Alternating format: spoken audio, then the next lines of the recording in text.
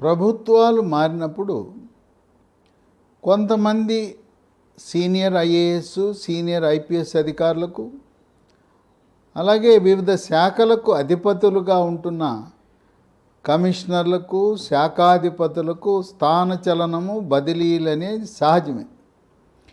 కానీ ప్రస్తుతం తెలంగాణలో కాంగ్రెస్ ప్రభుత్వం ఏర్పడిన తరువాత కొంతమంది సీనియర్ అధికారులకు స్థానచలనము, బదిలీ కాదు, వాళ్లను అసలు పోస్టింగు లేకుండా చేసి పోస్టింగ్ ఇవ్వకుండా జీతం ఇచ్చే అవకాశాలు ఉన్నాయని, ఆ విధంగా కొంతమంది సీనియర్ అధికారులు బీఆర్ఎస్, టీఆర్ఎస్ కార్యకర్తల్లా వ్యవహరించారు, వాళ్ళు రాజకీయ నాయకుల్లా ప్రవర్తించారు, పారదర్శకతకి తిలోదకాలు ఇచ్చారనే ఆరోపణలు ఉన్న తరుణంలో కొంతమంది అధికారుల పేర్లు సోషల్ మీడియాలో హల్చల్ చేస్తున్నాయి.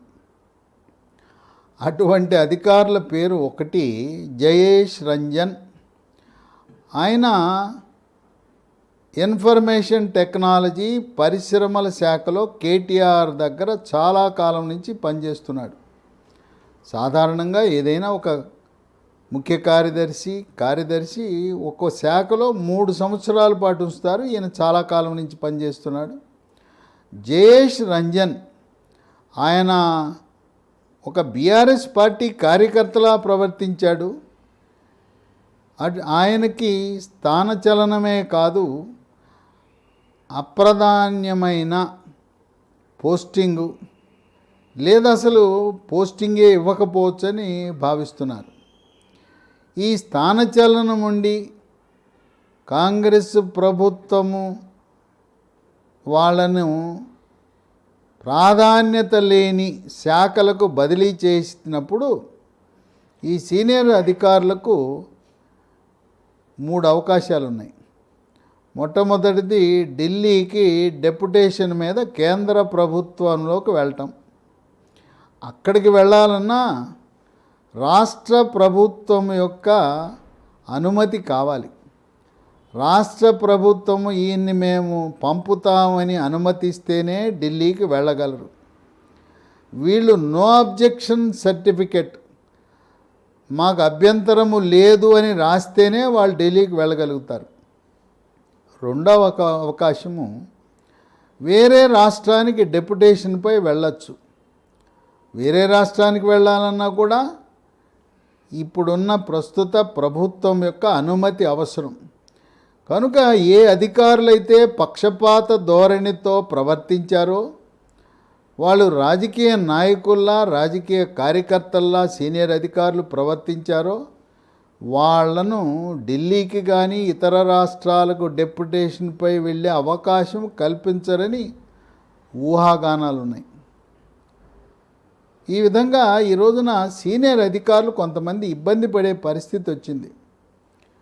అట్లాగే డీజీపీగా ఉన్న అంజన్ కుమార్ ఎన్నికల కోడ్ ఉన్న సమయంలో రేవంత్ రెడ్డి ముఖ్యమంత్రి అభ్యర్థిగా ప్రకటన జరగకముందే, ఎన్నికల ఫలితాలు విడుదల కాకముందే ముందంజలో కాంగ్రెస్ పార్టీ ఉన్నదని చెప్పి రేవంత్ రెడ్డి ఇంటికి వెళ్ళటం వల్ల అంజన్ కుమార్ డీజీపీని కేంద్ర ఎన్నికల సంఘం ఆయనపై సస్పెన్షన్ వేటు వేసి ఆయన వెంట వెళ్ళిన మరో అదనపు అడిషనల్ డీజీలను కూడా సంజాయిషీ నోటీసు ఎన్నికల కమిషన్ జారీ చేసింది.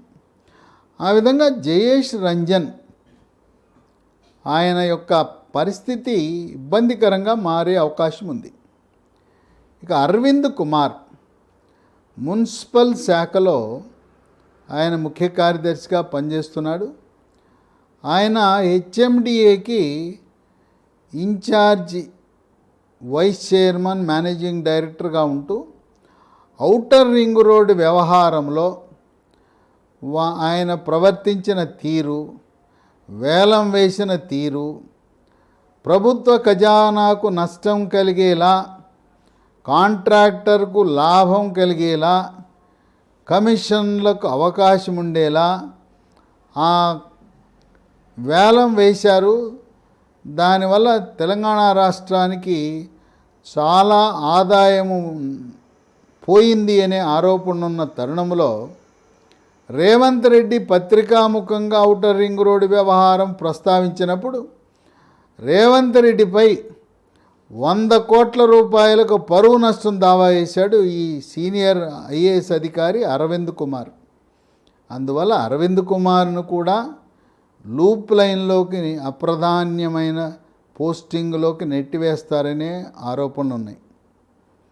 ఇక స్మితా సబర్వాల్ ఆమె ముఖ్యమంత్రి కార్యాలయంలో సర్వం తానై ముఖ్యంగా మిషన్ భగీరథ ఆ పథకంలో 24,000 కోట్లు ఖర్చు పెట్టారు.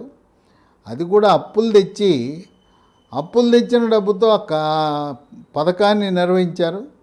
దాంట్లో అనేకమైన అవకతవకలకు కారణము మొత్తం కూడా కథా స్క్రీన్ ప్లే దర్శకత్వం మిషన్ భగీరథ స్మితా సబర్వాల్ అని. ఆమెకు కూడా మరి ఇటువంటి ప్రాధాన్యత లేని పోస్టింగ్ ఇచ్చే అవకాశం ఉందని ఊహాగానాలు ఉన్నాయి.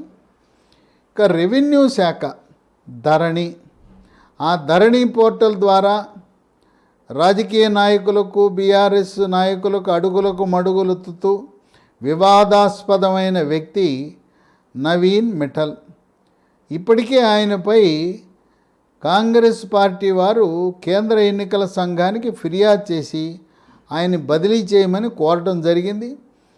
రెవెన్యూలో జరిగే ఈ రకరకాల కార్యకలాపాలలో నవీన్ మిఠల్ యొక్క హస్తమున్నది. ఆయన కూడా బీఆర్ఎస్ ప్రభుత్వంలో ఒక బీఆర్ఎస్ కార్యకర్తలా ప్రవర్తించాడనే ఆరోపణ ఉంది. ఇక సైబరాబాద్ నగర కమిషనర్ సీనియర్ ఐపీఎస్ అధికారి స్టీఫెన్ రవీంద్ర. పలు సందర్భాలలో స్టీఫెన్ రవీంద్ర యొక్క ప్రవర్తన, ఎందుకంటే రేవంత్ రెడ్డి ఉండేది జూబ్లీ హిల్స్, వాళ్ళు ఒక వార్ రూమ్ పెట్టుకున్నారు కాంగ్రెస్ పార్టీ వాళ్ళు. ఆ వార్ రూమ్పై దాడి చేయటం, సునీల్ కనుగోలుపై కేసులు పెట్టడం, ఆ వార్ రూమ్లో పనిచేసే సిబ్బందిపై కేసులు పెట్టి భయభ్రాంతులు గురి చేయటం, ఆ విధంగా ప్రజాస్వామ్యయుతంగా కాంగ్రెస్ పార్టీ నిర్వహించుకున్న వార్ రూమ్పై దాడులు చేయటం, ఇంకా అనేక సందర్భాల్లో రేవంత్ రెడ్డి స్టీఫెన్ రవీంద్ర యొక్క ప్రవర్తనపై అసంతృప్తిగా ఉన్నాడు. అందువల్ల ఇప్పటి వరకు వచ్చిన జాబితా ఇది. ఇంకా నీటిపారుదల శాఖ ప్రత్యేక ప్రధాన కార్యదర్శులు, ముఖ్య కార్యదర్శులు మేడిగడ్డ కుంగిపోవటానికి కారణం వాళ్ళ సంబంధిత అధికారులు క్రమేణా జాబితాలో ఇంకా చేర్చడం జరుగుతుంది. ప్రస్తుతానికి హల్చల్ చేస్తున్న సీనియర్ అధికారుల పేర్లు జయేష్ రంజన్, అరవింద్ కుమార్, స్టీఫెన్ రవీంద్ర, నవీన్ మిట్టల్, స్మితా సబర్వాల్. వేచి చూద్దాం. పదవీ ప్రమాణ స్వీకారం చేసిన తర్వాత శాంతికుమారి ప్రధాన కార్యదర్శిగా ఆమె విధి నిర్వహణలో తటస్థ వైఖరిని అవలంబిస్తూ ఎక్కడా కూడా పక్షపాతము లేకుండా ఏ విధంగా ఐఏఎస్ అధికారులు ప్రవర్తించాలో ఆ విధంగా ఆమె నైతిక విలువలకు కట్టుబడి ప్రవర్తిస్తున్నది కనుక ఇప్పటి వరకు తెలంగాణ రాష్ట్ర ప్రధాన కార్యదర్శి శాంతికుమారిపై ఎటువంటి ఆరోపణలు లేవు. కొంతమంది పరిపాలనా దక్షులు ఈరోజు ఈ ఐఏఎస్ ఐపీఎస్ అధికారుల యొక్క ప్రవర్తన చూసి, దిగజారుడుతనం చూసి విస్మయానికి గురవుతున్నారు. ఉమ్మడి ఆంధ్రప్రదేశ్ రాష్ట్రంలో హెమాహిమేలు ఉండేవారు. కేఆర్ వేణుగోపాల్, ఎస్ఆర్ శంకరన్, కాకి మాధవరావు, ఇలాంటి వాళ్ళు అనేక మంది ప్రముఖులు ఆనాడు ముఖ్యమంత్రులకు ఈ పని చేయకూడదు, ఇలా చేయకూడదని చెప్పేవారు. ఎవరు కూడా ఆనాటి సీనియర్ అధికారులు ఎవరు కూడా అడుగులకు మడుగులెత్తలేదు. ఈ రోజున ఐఏఎస్ అధికారులు అయ్యా ఎస్సు అని అయిపోయారు. ఇంకా దురదృష్టకరము, బహిరంగ వేదికలలో ప్రజలు ఉన్న సభలో కలెక్టర్లుగా ఐఏఎస్ అధికారులు ఉన్నప్పుడు ఐఏఎస్ అధికారులు ముఖ్యమంత్రి కాళ్ళ మీద పడటం అనేది హేయమైన చర్యగా భారతదేశం నుండే ఆల్ ఇండియా ఐఏఎస్ అధికారుల సంఘం ఖండించడం జరిగింది. కాళ్ళ మీద పడవలసిన అవసరం ఏమున్నది? మంచి మెరిట్తో ఐఏఎస్ సాధించుకున్న, ఐపీఎస్ సాధించుకున్న వ్యక్తులు పారదర్శకంగా, తటస్థంగా ఏ ప్రభుత్వం వచ్చినా విలువలకు కట్టుబడి పనిచేయవలసిన అవసరం ఎంతైనా ఉంది. ఈ రోజున వీళ్ళ యొక్క పనితీరు అయినా ప్రభుత్వాలు కూడా సమర్థులైన, నీతివంతమైన, నిజాయితీపరులైన తెలుగువారు, సొంత గడ్డ మీద పుట్టిన తెలంగాణ గడ్డపై పుట్టిన అధికారులు ఉండగా, ఉత్తర భారతం అది బీహారు రాష్ట్ర అధికారులను మొత్తం టీమంతా కూడా బీఆర్ఎస్ పార్టీ అధికారంలో ఉన్నంతకాలం, కేసీఆర్ అధికారంలో ఉన్నంతకాలం బీహారు టీమే రాజ్యపాలన చేసింది. బీహార్ అధికారులే వివిధ కీలకమైన శాఖల్లో పనిచేసి ఈ తెలంగాణ గడ్డపై జన్మించిన ఐఏఎస్ అధికారులను సరైన పోస్టింగులు ఇవ్వకుండా వారి సేవలు వినియోగించుకోలేదనే ఆరోపణలున్న తరుణంలో కాంగ్రెస్ పార్టీ సమతుల్యత పాటిస్తూ ఉత్తరాది అధికారులకు, అలాగే తెలంగాణ గడ్డ, ఆంధ్రప్రదేశ్లో తెలుగు భాష మాట్లాడే వారికి సమతుల్యత సాధించి ప్రతిభ ఆధారంగా, సమర్థత ఆధారంగా పోస్టింగులు ఇస్తారని పలువురు పరిపాలకులు, సీనియర్ ఐఏఎస్, ఐపీఎస్ అధికారులు భావిస్తున్నారు. వేచి చూద్దాం ఎంతమందికి స్థానచలనం జరగబోతూ ఉంది, వాళ్ళని ఏ ఏ డిపార్ట్మెంట్లకి పంపబోతున్నారనేది కాలమే త్వరలో నిర్ణయించబోతున్నది.